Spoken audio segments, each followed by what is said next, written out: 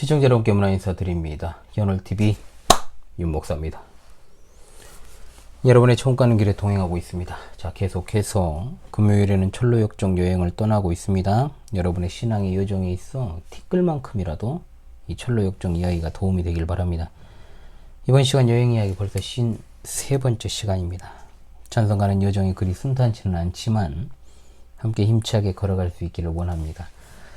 아무쪼록 이 시간도 변함없이 여러분과 손 맞잡고 순례자의 여정을 함께 걸어 나가도록 하겠습니다. 주목해 주십시오. 책 202페이지에서 208페이지입니다. 여러분, 기쁨의 산에서 목자들의 영접을 받는 순례자들의 모습이 그려지고 있습니다. 줄거리를 좀 말씀드리겠습니다. 계속 길을 가던 그들이 이제 기쁨의 산에 도착을 했습니다. 자, 이 산지는 전에 아름다운 궁전에서 바라본 산의 주인에게 속한 땅이었습니다. 그들이 산에 올라보니 정원과 과수원과 포도원과 샘들이 있습니다. 여기서 그들이 물 마시고 몸 씻고 포도원에 들어가 마음껏 과실을 따먹었습니다. 이 산들의 꼭대기에는 양을 먹이는 목자들이 있었습니다. 목자들은 왕의 대로 옆에 서 있었으므로 순례자들은 그리로 가서 이제 지팡이에 기댄 채 그들에게 묻습니다. 이 기쁨의 산은 누구의 소유이며 당신들이 치고 있는 양들은 누구 것입니까? 이런 이제 질문과 함께 크리스천과 목자들의 대화가 시작이 됩니다.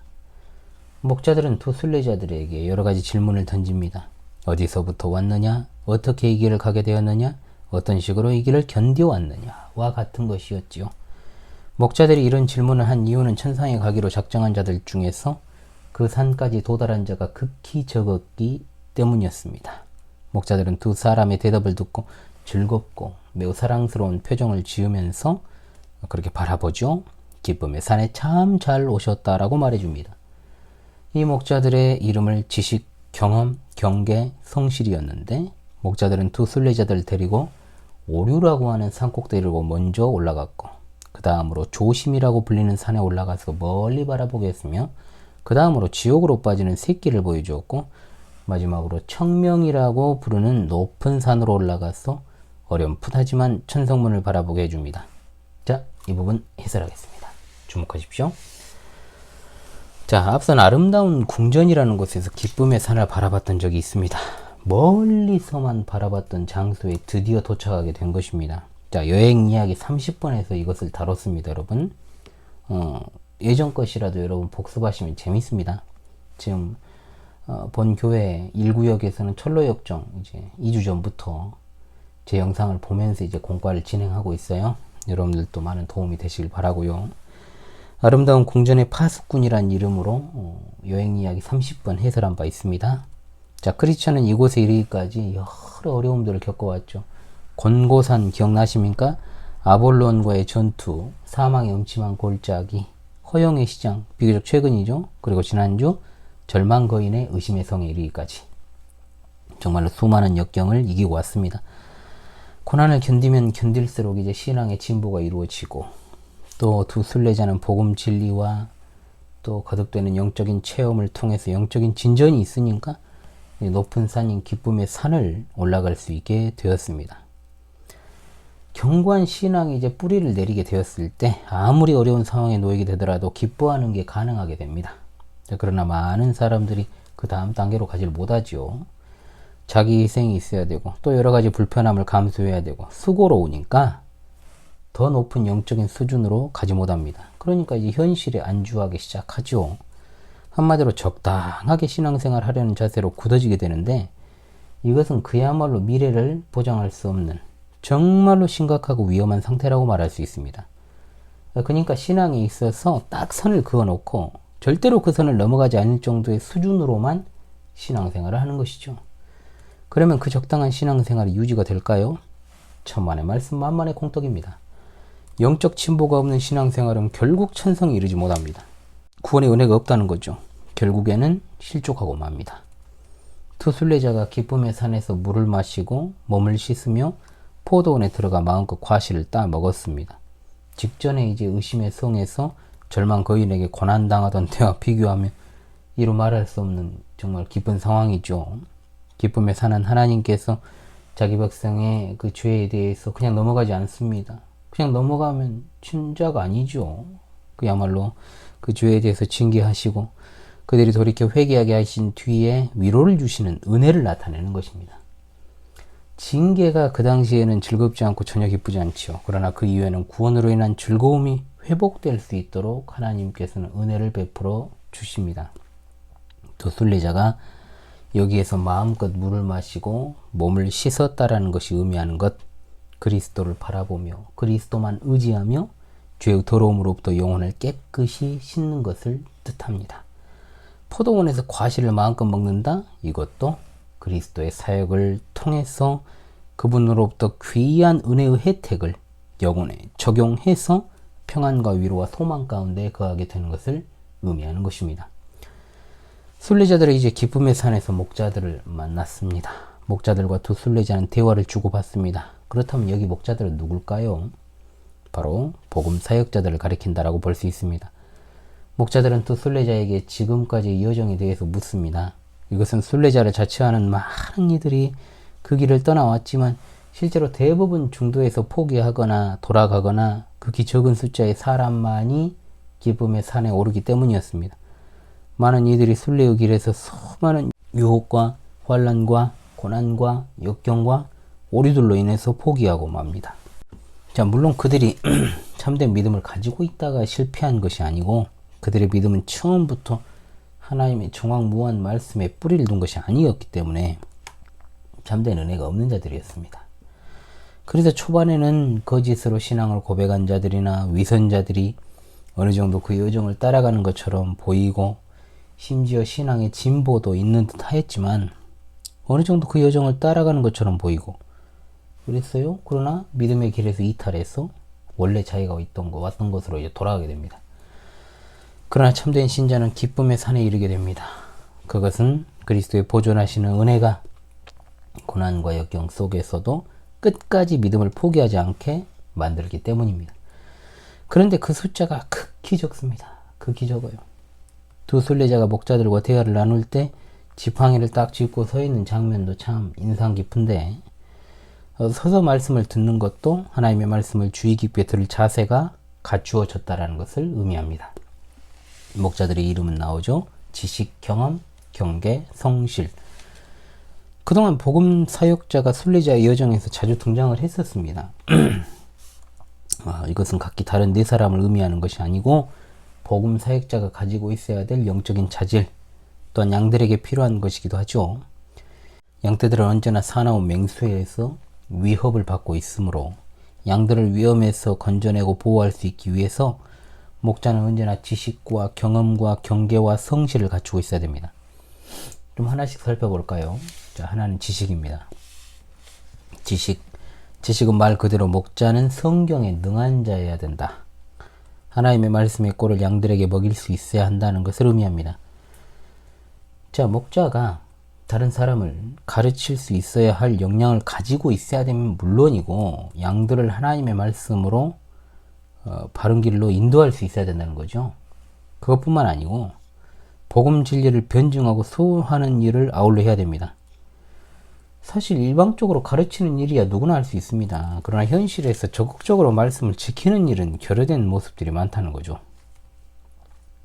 목자는 진리로 무장하고 타협하지 말아야 됩니다. 주일날 아무리 강단에서 이것저것 참고해가지고 번지르르한 설교를 한다고 해도요. 뒷공문이로는 그 말씀과 상관없는 언행 심사를 가지고 살아간다면 그야말로 엄청난 결격 사유를 가진 자 아닙니까? 영혼이 목자가 아닌 오직 하나님께만 매달리고 의지할 수 있게 만드는 사람이 바로 목자입니다. 얼마나 목자가 중요합니까? 그런데 오늘날 한국 교회 목자들의 상당수는 목자가 아닌 목자장 또는 주인으로서 행세를 하고 있는 경우가 많습니다. 그러다 보니 양들이 하나님을 의지하는 게 아니고 목사를 의지하는 경우가 많아요. 이런 신앙은 얼마 안 갑니다. 갈대와 모래와 같은 신앙에 불과하죠. 그 다음에 경험입니다. 밤 시간이라서 좀 목이 좀 가라앉아서 죄송합니다. 경험. 자, 지식만 많다고 해서 목자가 될 수 있지는 않죠. 자, 성령의 역사하심에 대한 체험이 있어야 되는데 이것은 무슨 어떤 이상한 신비주의적 체험을 말하는 게 아닙니다. 또한 그 체험이 성령으로부터 온 것인지에 대한 분별력까지도 갖추고 있어야 됩니다. 가장 중요한 건 성령께서 영혼을 거듭나게 하실 때 일어나는 일들을 바르게 인식하고 있어야 되고, 하나님께 대한 자신의 경험들을 객관적으로 판단할 수 있는 능력도 갖추고 있어야 된다는 거죠. 따라서 감독자의 자격에 있어서 이제 막 입교한 사람이 감독이 될 수 없는 이유도, 이런 경험을 하지 못한 자들이 감독자가 되었을 때 그릇된 신앙관으로 양들을 지도할 우려가 굉장히 크다. 그런 경우를 제가 많이 봤거든요. 실제로. 지식도 마찬가지입니다. 앞선 지식이나 경험은 하루아침에 되는 게 아닙니다.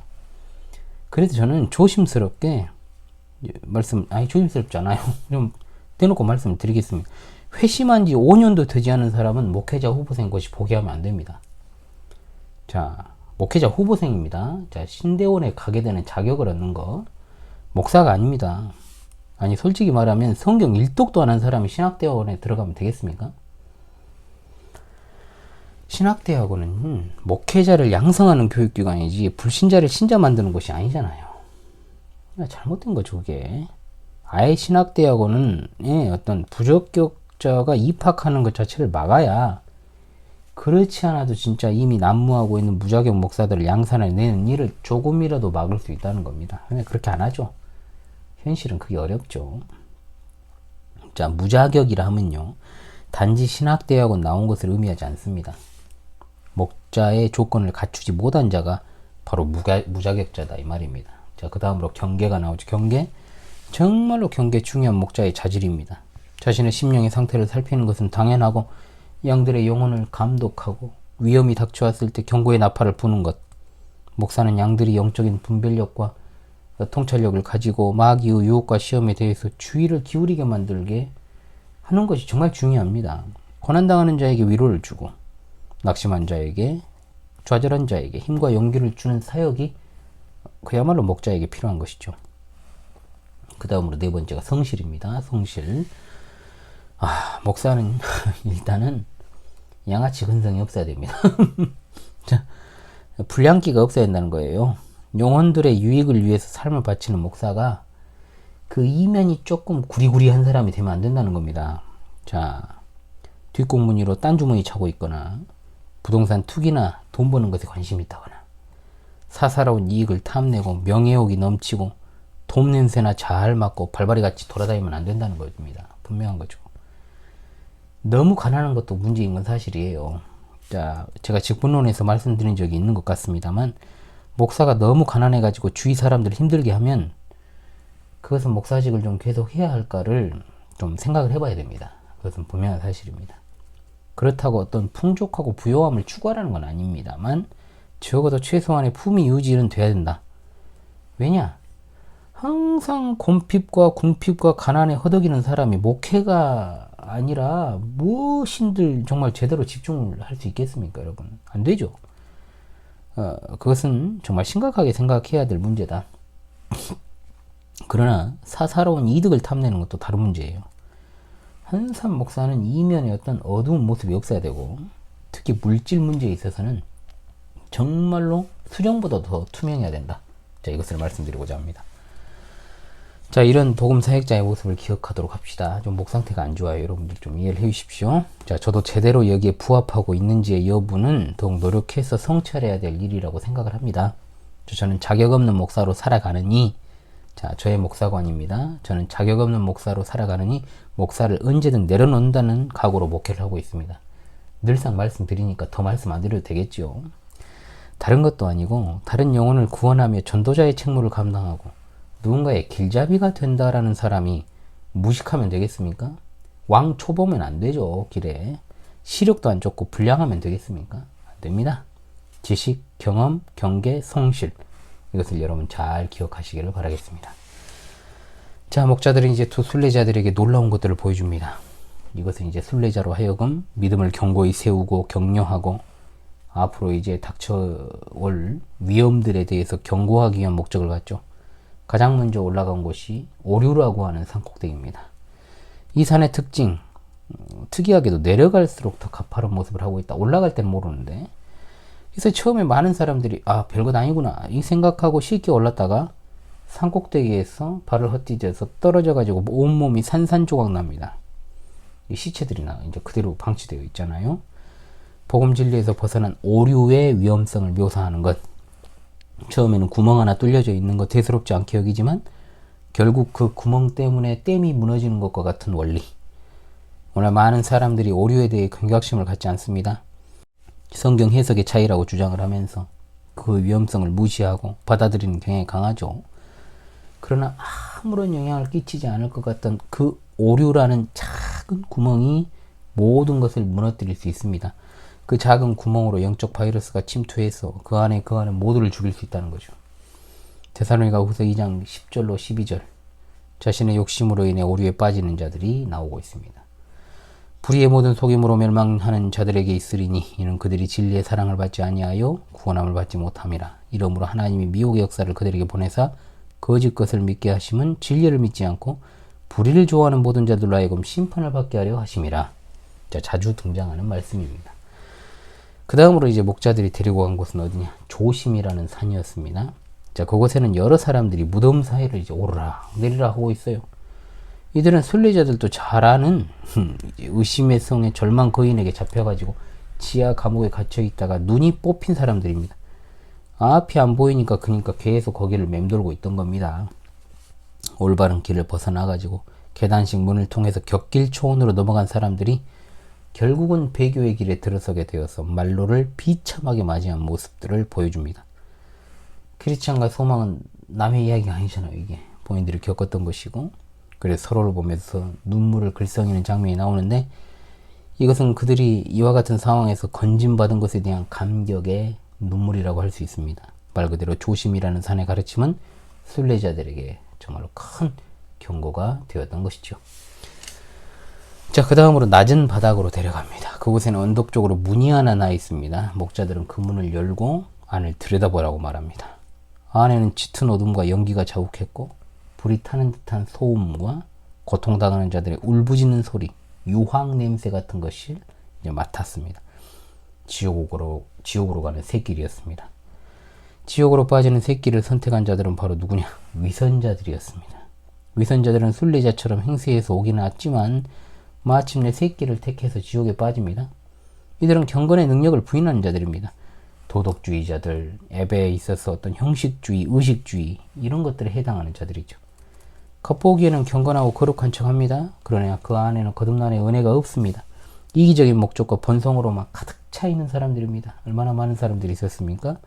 그래서 자기 욕심이 이끌려 샛길로 갑니다. 이러한 위선자에 대한 가르침은 진정한 순례자의 길을 걷는 일에 있어서 매우 중요합니다. 위선자에 대한 가르침은 진정한 순례자에게는 자기 점검의 수단이 되기 때문입니다. 그래서 바울 사도는 항상 복종하여 두렵고 떨림으로 너희 구원을 이루라고 말씀합니다. 이것은 바로 성화의 삶을 의미하고 있는 것이죠. 그 다음으로 이제 청명이라 부르는 높은 산으로 데려가서 망원경을 주는 장면이 나오는데, 자, 청명은 경건한 신자의 마음 상태입니다. 순수하고 깨끗하고 또 의심의 구름도 두려움의 안개도 없고 염려와 범민이라는 것도 없습니다. 자, 하나님 아버지의 사랑의 햇살만이 마음을 밝게 해줍니다. 그들은 목자들이 준 망원경으로 천상문을 바라보죠. 천국의 영광을 미리 맛보는 모습이라고 할 수 있습니다. 망원경은 뭐냐? 믿음입니다. 믿음으로써 천국문을 바라봅니다. 물론 똑똑히 볼 수 없지만 대문 같은 것이 보이고 그곳의 영광을 약간은 볼 수가 있습니다. 자, 손양원 목사님의 찬송이 생각납니다. 자, 노래를 부르고 싶은데 목이 안 좋아서 저 천국을 바라보니 이 세상은 나그네 길, 죽음의 길 피하라며 나의 갈 길 막지 말라. 내게 맡긴 양을 위해 나의 결의 평화 위에 우리 주님 가신 길을 충성으로 따르리라. 아멘. 자, 순례자들에게 목자들은 마지막으로 지시와 권면을 주죠. 목자 중 한 사람은 길 안내도를 주고 또 한 사람은 아첨쟁이를 주의하시오. 세 번째 목자는 마법의 땅에서 잠들지 말 것. 네 번째 목자는 하나님께서 그들을 지켜주실 것을 간구했습니다. 자, 긴 시간 오늘 기쁨의 산에서 목자들을 만난 이야기들을 통해서 여러분과 함께 순례자 여정을 걸었습니다. 다음 시간에도 변함없이 여러분의 천국 가는 길에 동행하도록 하겠습니다. 제가 목 상태가 좀 안 좋아가지고 좀 가라앉혀서 이제 말을 하려고 했는데, 그러니까 또 막히는 게 있어요. 그래서 어려운 여건이지만 그래도 녹화를 어떻게 했네요. 자, 여러분, 지금까지 금요일 철로역정 해설 시간에 현월TV 윤목사였습니다. 다음 주에 뵙겠습니다. 감사합니다.